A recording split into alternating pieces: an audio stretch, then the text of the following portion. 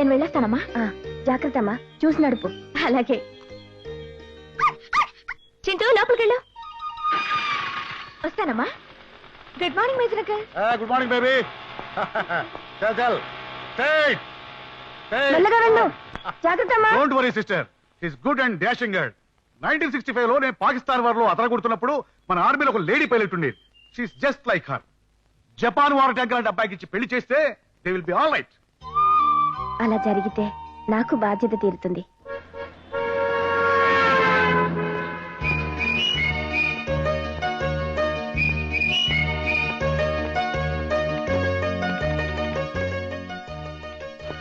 Good morning, I'm UTI bank manager. Please sit down. Sorry sir, ఈ term loan కట్టడం కొంచెం late అయింది. ఇంతకుముందే పంపించేశాను. It's okay. చూడండి, ఈ సిటీ మొత్తానికి స్కూటీ డీలర్స్ మీరేనా? అవునండి. ఈ ఊళ్ళో ఎవరు స్కూటీ కొన్నా మీ దగ్గరే కొనాలి కదా? అవును. ఏం సార్? రీసెంట్ గా మీరెన్ని రెడ్ కలర్ స్కూటీస్ డెలివరీ చేశారో చెప్తారా? నియర్లీ 15 ఉంటాయి సార్. అవి కొన్న వాళ్ళ అడ్రస్లు ఇవ్వగలుగుతారా? ష్యూర్.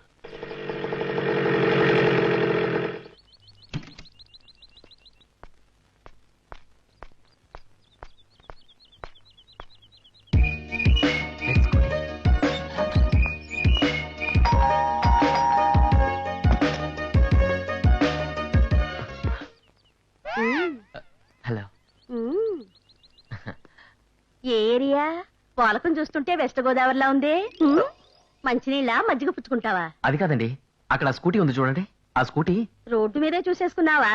ఆ స్కూటీయే కాదు, మా దగ్గర చాలా బళ్ళున్నాయి. Honda, Suzuki, Luna, Rajdoot. అయ్యో బాబోయ్, ఏదో రాంగ్ అడ్రస్కి వచ్చాను.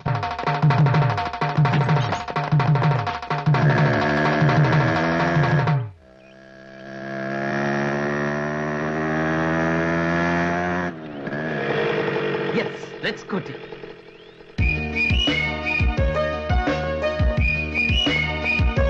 మిస్ సౌందర్య,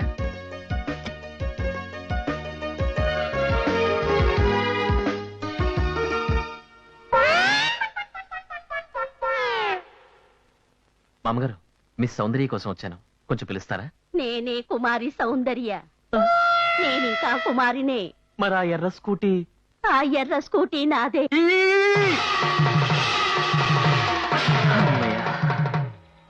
రెడ్ స్కూటీ, సేమ్ అడ్రస్. ఏమండి? అమ్మో, ఒక చోట ఓవర్ కేసు, ఇంకో చోట ఓల్డ్ కేసు.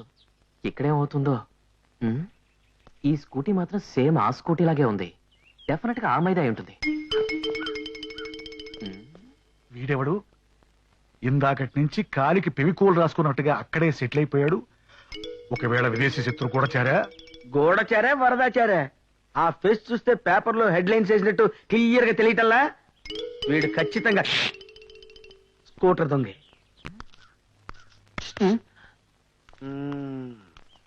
హైట్ ఎంత? 6 feet. ఎన్నో ఇల్లు? మూడోది. అంటే ఈ నెలనేనా? ఈ రోజే 3. అంటే రోజుకు 3? అయితే ఏంటి? ఏ మిస్టర్, come here. ఏంటండి? ఓన్లీ స్కూటీలేనా? బస్సులు, లారీలు, ట్రైన్లు కూడానా? అబ్బాబే, ఓన్లీ స్కూటీలే, అది కూడా రెడ్డే. రెడ్డా?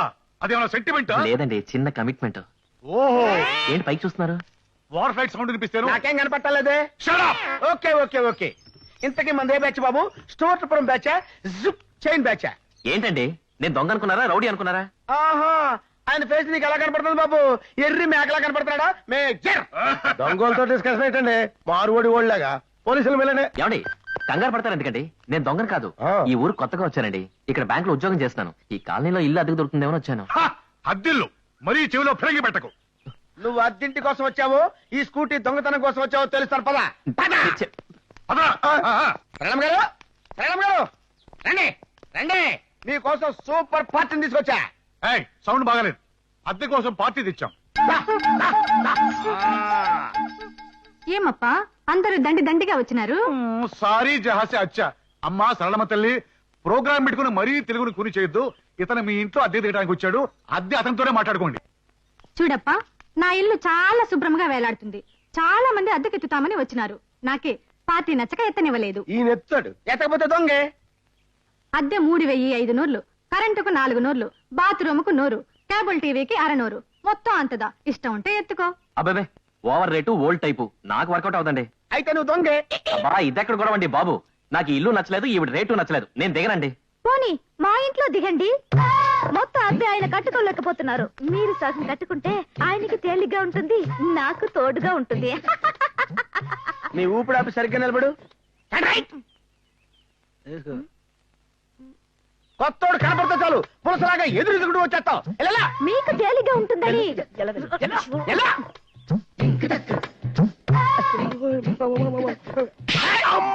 మేజర్ అంకుల్ ఏంటక్కడ గొడవ? ఏమి లేదమ్మా దొంగ. అక్కడ అమ్మాయి ఆ ఇంట్లో. ఆ ఇల్లు అమ్మాయిదా, అక్కడదా అద్దెకు పుడుస్తుంది. నువ్వు దొంగిలించబోయిన స్కూటీ కూడా ఆ అమ్మాయిదే. ఆ అమ్మాయి సాధు జంతు కనుక ఏమీ చేయదు. మేమైతే ఏమైందమ్మా? ఆగండి, ఆగండి. ఇప్పుడు మీకేం కావాలి? నేను ఇక్కడ అద్దెకి దిగాలి అంతే కదా? దిగాను అనుకోండి, వస్తానమ్మా. నాకు ఈ ఇల్లు ఓకే, అద్దె ఎంతైనా పర్వాలేదు. అదే కాక మీ అందరినీ చూస్తుంటే చనిపోయిన నా చుట్టాలు గుర్తుకొస్తున్నారు. నువ్వెవరా బాబు ఇలా కూర్చో? నా పేరు సూది బాబు. నేను వీళ్ళ అబ్బాయిని. ప్రతిరోజు నాకు చాక్లెట్ ఇవ్వాలి, లేదంటే ఇలానే గుచ్చుతా. ఇలా ఈ విచిత్ర పాత్రల మధ్య యంగ్ బ్యాంకు మేనేజర్ కాలనీలో సెటిల్ అయ్యాడు. అమ్మయ్యా తండ్రి వెంకటేశ్వర, ఎన్నాళ్లకి వీడి మనసు పెళ్లి వైపు మళ్ళింది. ఆ అమ్మాయికి కూడా వీడు నచ్చి ఆ మూడు ముళ్ళు పడేలా చూడు. వచ్చి భజన చేస్తున్నావు. ఇంత చక్కగా గంట వాయిస్తూ ఇలా తెల్లారి జాము పూజ నువ్వు ఎప్పుడైనా చేసావా? అసలు తెల్లవారుజామున పూజ ఏంటి? నన్ను ఎప్పుడు పూజ చేయనిచ్చావు నువ్వు? ఒక్కసారి దండం పెట్టుకొస్తాను. సర్లే. ఎక్కడికి? ఏంటి నిన్నొచ్చాడో లేదో టోటల్ గా కాలనీకి రికార్డ్ చేస్తున్నాడు.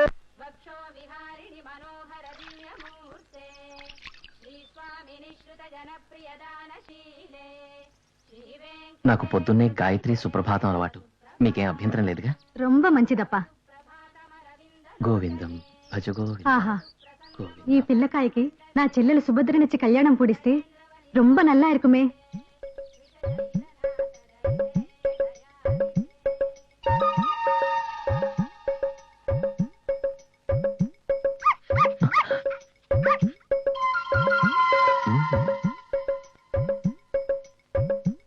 ఏమండి?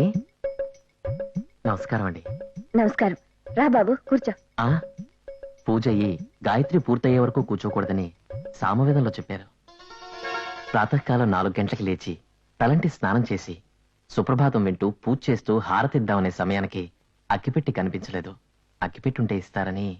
ఉండు బాబు తెస్తాను. నాకు సిగరెట్ అలవాటు లేదండి, అందుకే హారతప్పుడు తప్ప అగ్గిపెట్టి గురించి గుర్తుకురాదు.